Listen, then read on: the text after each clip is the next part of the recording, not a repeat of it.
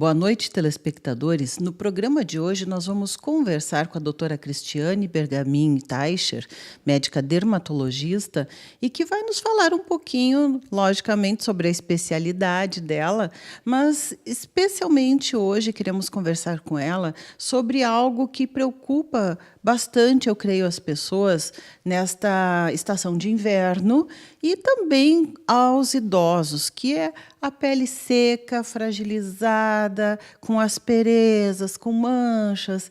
E a gente vai agradecendo ela por estar conosco aqui, né, cedendo o teu espaço tão precioso, Cristiane. Tudo bom? Tudo jóia, Eliane. Muito obrigada pelo convite. É muito agradável estar aqui com vocês. E assim, o que a gente percebe assim no consultório é que, principalmente assim, no geral, todas as pessoas no inverno elas se queixam da pele um pouquinho mais seca, né?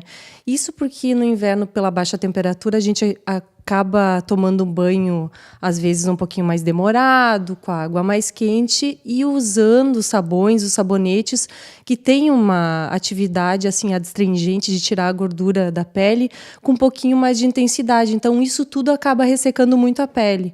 E quando a gente está assim conversando assim em relação ao pessoal um pouquinho mais idoso, um pouquinho mais da terceira idade, isso acaba piorando porque a pele, com o passar dos anos, ela tende a ficar mais seca, né? A gente nota muito nas mulheres a partir da menopausa, se queixam bastante de pele seca, então isso é um problema assim bastante recorrente assim no consultório. Principalmente nas partes mais expostas, né? Com certeza.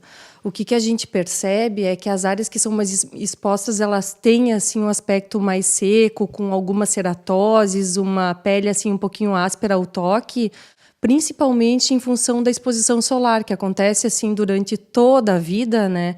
E lá na maioridade, digamos assim, a gente percebe um pouquinho mais esse efeito aí deletério do sol. As pessoas às vezes dizem: "Ah, mas eu não vou no sol". Mas se a gente tem a luz do dia, é a radiação solar, né? Nós estamos recebendo radiação solar. Com certeza, a radiação ultravioleta, ela ocorre 24 horas, não. Durante o horário que a gente tem luz, a gente tem radiação chegando na superfície da Terra, né? A radiação UVB, que é a mais perigosa para a pele, a mais relacionada com câncer de pele, ela vai ser mais assim intensa, digamos assim, no horário aquele do meio-dia. Então, esse sol, digamos assim, seria o sol mais perigoso para se expor. Mas a radiação UVA, que ela é responsável também por câncer de pele, é uma radiação assim que diminui o sistema imunológico e que também, ao longo do tempo, causa efeitos danosos para a pele. Ela está presente assim em todo o momento em que a gente tem luz. E ela chega na superfície da Terra. Então, assim, o ideal seria, quando a gente saísse de casa, que nós nos protegêssemos em relação ao sol, com filtro, com roupas, enfim. Pois é. E aí começa uma outra briga, não é? Porque a gente se protege da radiação solar e a nossa vitamina D vai lá embaixo, né? Então é uma coisa que eu acho que é preferível suplementar a vitamina D e não tomar sol. Qual é a tua opinião? Eu compartilho muito dessa opinião em função assim da minha rotina, né, Eliane? Assim, no consultório, eu costumo ver assim uma quantidade bem respeitável, digamos assim, de câncer de pele, de ceratoses actínicas, que são lesões que a gente considera que são pré-malignas. E assim, a posição da Sociedade Brasileira de Dermatologia é que o paciente pode se expor ao sol para absorver a vitamina D, mas com o filtro solar. Eles fizeram uma pesquisa em que eles colocaram 2 amostras de pessoas. Uma amostra usou filtro solar e a outra não usou. E não houve assim diferença entre o aumento da vitamina D nos 2 grupos. Então, quer dizer, a pessoa, mesmo usando filtro solar, ela sintetiza, ela absorve a vitamina D. Então, assim, a posição da SBD, que é a Sociedade de Dermatologia, e a posição, acredito que seja da maioria dos dermatologistas, é que as pessoas podem se expor ao sol, mas com filtro solar. E na medida assim que houver a necessidade, aí se suplementa ou não. Bem, Cristiane, quando a gente pensa em câncer de pele, o mais comum, eu creio que são aqueles cânceres basocelulares que a gente chama, né, que têm as suas características próprias, mas são diferentes daquelas pintas pretas, não é, que se vê, que a gente chama de nevos, melânicos, enfim. Mas o que eu gostaria de saber de ti, se essas pintas pretas têm um risco aumentado de malignização também com a radiação solar. Assim, ó, o sol ele está diretamente relacionado ao carcinoma basocelular e o carcinoma espinocelular, tá? O melanoma, que é o câncer de pele que vem das pintas dos nevos, ele é muito estudado, mas ainda se sabe muito pouco. Mas existem assim evidências de que exposições solares intensas, tipo aquele paciente assim que recebeu uma queimadura muito grave, com presença de bolhas, esse paciente ele está mais em risco, digamos assim, de ter o melanoma do que aquela pessoa que tem uma exposição assim prolongada ao longo do tempo, pegou um pouquinho de sol sempre. Então, aquela exposição eventual, mas intensa, ela está mais relacionada com o risco aumentado de melanoma. Ok, então, eu gostaria que tu reforçasse talvez uma ideia que é minha, mas aí, né, a opinião do dermato, né? Muitas vezes a gente detecta essas manchas pretas, as pintas, né, esses nevos, que considero assim suspeitos, né? E as pessoas, e aí encaminha-se para o dermatologista e a pessoa diz: não precisa, isso é uma mancha de nascença, né? Então não importa, eu creio, se é de nascença, porque o maior fator de risco para os cânceres é a idade, não é? Então, eu gostaria de saber se tu compartilha dessa ideia ou se não é assim. Não, a gente assim considera que nevos congênitos, que são aquelas pintinhas que o paciente nasce, eles também têm um risco. Isso é mais relacionado, na verdade, com o tamanho do nevo. Né? Quanto maior o nevo, maior a pinta, existem até lesões que são gigantes, a gente diz nevo em calção, tem algumas pessoas que têm, né? Essas pessoas elas têm um risco que é variável, né? Mas mais aumentado de malignização. Mas, no geral, assim, eu acho importante, pelo menos assim, a pessoa que tem muita quantidade de nevos e que percebe assim, que uma pintinha mudou o aspecto, ou que apareceu uma pintinha nova, que está crescendo, está diferente, procure o médico dermatologista para fazer um exame, porque assim, só com o exame assim mais apurado, que a gente chama de dermatoscopia, que é um exame com uma lente de aumento, a gente consegue, na verdade, diferenciar o que é nevo, do que é ceratose seborreica. Existem lesões assim que simulam assim os nevos, simulam os cânceres. Então, assim, é importante consultar com um especialista para fazer essa avaliação. Pelo menos fazendo uma avaliação inicial, o médico dermatologista ele tem uma noção se aquele paciente é um paciente de risco ou se tem indicação de tirar algum nevo, porque às vezes os pacientes chegam e dizem: olha, eu já tirei vários nevos, e no fim tu avalia assim e não há necessidade. E as cirurgias elas acabam até certo ponto sendo mutiladoras, gerando cicatriz. Então, assim, tem casos que precisam fazer procedimento, precisam ser encaminhados para, né, para cirurgia, mas tem casos assim que não tem necessidade. Então, nada melhor como um médico que estudou isso a fundo para avaliar. Bem, ainda nesse bloco quero te perguntar, e dentro desse assunto, o que é acantose? A acantose é uma alteração assim de proliferação celular que a gente vê no microscópio. Isso é diagnosticado na microscopia, né, na avaliação da pele, mas também é uma mancha? Não, a acantose, na verdade, é um achado na microscopia. É uma característica microscópica de qualquer lesão. Então, na verdade, a acantose, quem vai perceber é o médico patologista.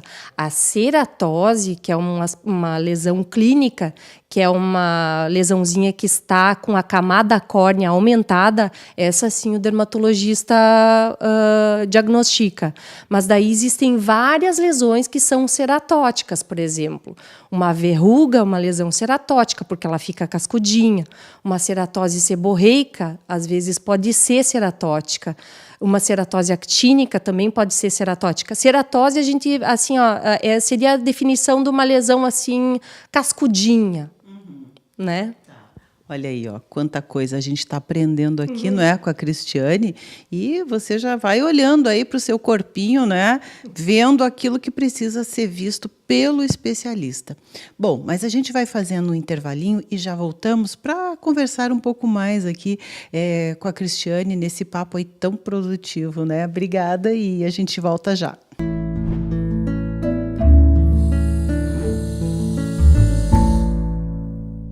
Estamos de volta e continuamos a conversar com a doutora Cristiane Bergamin Teicher, médica dermatologista, que já nos deu aí uma pincelada geral sobre vários probleminhas da pele no inverno e ao longo, né, de toda a nossa vida. Mas a gente quer dar um foco assim especial, Cristiane, para a questão da pele do idoso. O que eu recebo muitas vezes de queixas no consultório? Prurido, né? Eu tenho coceira em todo o corpo. A gente olha, não tem nada, né? Não tem mancha, não tem, né? Às vezes eles coçam, né? E aí acabam formando lesões, enfim, que pode até infectar, né? E criar um problema maior.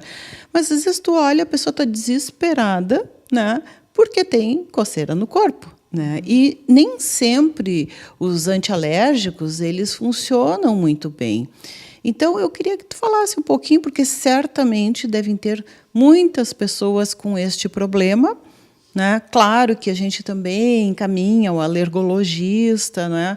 Mas nem sempre tem alguma coisa a ver assim, com alguma coisa especial que esteja causando esse prurido na pele. Então, eu queria que tu falasse um pouquinho sobre isso. Pois não. Assim, ó, quando chega principalmente um paciente idoso, o prurido ele é uma queixa assim bastante recorrente no consultório, tá? Mas em especial quando a gente avalia um paciente idoso com queixa de prurido e prurido cinematéria, que é aquele prurido sem lesão de pele, a pessoa sente a coceira, mas ela não tem efetivamente nenhuma lesão, eventualmente alguma escoriação. É importante fazer uma avaliação assim bastante ampla, uma história bem feita, porque assim a população idosa ela acaba fazendo uso, em primeiro lugar, de um monte de medicações. Exatamente, são pacientes que usam N medicações e quando a gente vai pesquisar na bula, lá existe um livrinho de dermatologia que a gente vê o efeito das medicações na pele dos pacientes, a gente percebe que muitas das medicações, elas, em primeiro lugar, elas podem estar relacionadas com coceira, tá? Segundo lugar... Deixa eu te interromper um pouquinho, porque também, já estou compreendendo o que tu estás dizendo, porque isso já aconteceu também, de a pessoa descobrir, olha, eu estava tomando tal medicamento, eu li a bula e vi que pode dar prurido. E a pessoa interrompe o medicamento, enfim, melhora, né, ou substitui. Mas são pessoas que, às vezes, tomam esse medicamento por bastante tempo e, de repente, ele começa a causar prurido. Isso é possível?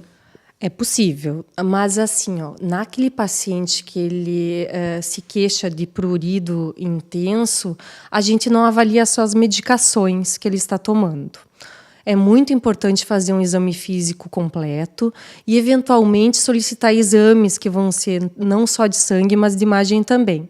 Vou te dar um exemplo bem assim palpável, digamos assim, do consultório. Chegou uma senhorinha, ela devia ter em torno de 80 anos, com queixa de prurido lá. E assim, essa pessoa ela já vinha usando corticoide, e aí examinei, só que essa pessoa ela tinha lesão. Ela estava já com a pele que a gente diz liquenificada, de tanto coçar.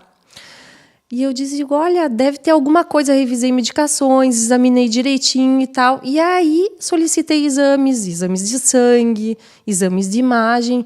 Infelizmente, essa senhora ela tinha um câncer de pulmão. E ela acabou vindo a falecer em função dessa patologia aí. Quer dizer assim, ó, a gente tem que investigar direito, porque a coceira na pele, muitas vezes ela não vai ser da medicação, ela pode ser de uma doença. E às vezes doenças malignas, como câncer, linfoma e outros cânceres orgânicos, assim, eles podem dar coceira, efetivamente, né? Então, assim, por isso que é importante avaliar e não só pensar, esse paciente está com a pele seca. Claro que a xerose, a pele seca, ela é uma causa de coceira, mas a gente tem que avaliar esse paciente de forma global, para não deixar passar alguma coisa assim que possa estar acontecendo, principalmente as malignidades e principalmente na terceira idade, que é uma faixa etária que está mais, digamos assim, em risco desse tipo de doença. Olha só, gente, fique bem antenado aí, né? Bem alerta e não negligencie nunca os sintomas, mesmo que sejam, então, um prurido que aparece, não é, na pele. Bom, mas voltando a essas causas até mais comuns, assim, e em geral, né? Tu falaste antes da pele seca, né? A xerose, e também da questão dos sabões, sabonetes, enfim, mais abrasivos, né? Além da temperatura da água. Então, o que seria indicado, né? Hidratar mais a pele, usar produtos, digamos, de limpeza da pele, né? Não só da face, como as mulheres fazem, os homens também estão fazendo hoje, se cuidando bastante, né? Mas em todo o corpo, né? O que seria mais adequado? Tirar o que está atrapalhando e acrescentar algo que ajude, ou, né? Um pouco de cada um?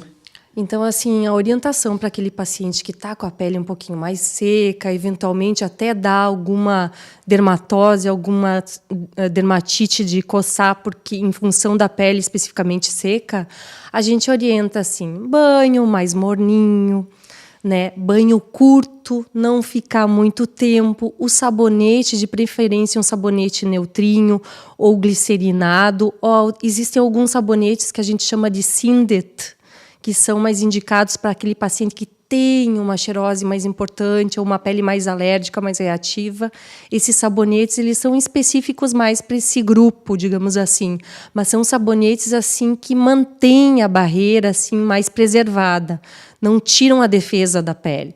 Então, assim, naquele paciente que assim não tem uma condição de comprar um sabonetinho às vezes melhor, que claro que é mais caro, ele pode usar um sabonetinho de glicerina e não ficar assim, ensaboando toda a pele lá, horas no banho.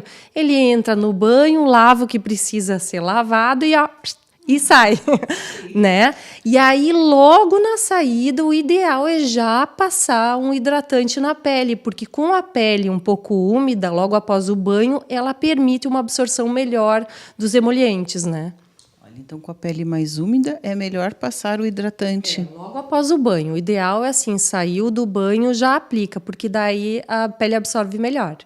Então, gente, aquecedorzinho no banheiro, ou mesmo ar-condicionado, que, né, nós temos um quadro aí de arquitetura e decoração, que a pessoa colocou um ar-condicionado no banheiro para poder passar seus cremes, porque detesta passar frio ou passar calor, onde, né, literalmente a gente derrete aí, tu passa o hidratante e já está escorrendo tudo, né? E no inverno, né, o que acontece? Um banho super quente, a gente sai do banho e correndo veste a roupa, não é? Que hidratar, né? O corpo, não. Então, melhor é ter um aquecedorzinho ali e hidratar a sua pele, né? Isso aí, isso aí. É procurar hidratar direitinho, acho que usando um bom hidratante logo após a saída do banho, a maioria das peles eu acho que vão se manter bem. Se a gente acaba deixando a pele muito seca, aí começa a usar meia calça, contato direto com lã, com tecido sintético, principalmente agora no inverno. E aí o risco de acontecerem as dermatites, ele aumenta bastante. Além do que uma pele ressecada, esteticamente, né, fica prejudicada. Até o toque não é muito agradável, né? Então, manter-se hidratado é importante. É isso aí, manter a pele bonita, macia, né, com aspecto mais jovial. Bem, doutora Cristiane, muito obrigada por estar conosco, né? Foram preciosas as informações aqui e a gente te convida a estar sempre conosco aqui, trazendo mais dicas e provavelmente aí, quando estiver chegando o verão, a gente vai te convidar de novo também, porque para alertar os nossos telespectadores. O que muitas vezes a gente até sabe, mas precisa ser lembrado novamente e não negligenciar, não é? Isso aí, Eliane, eu agradeço muito a oportunidade. Muito obrigada.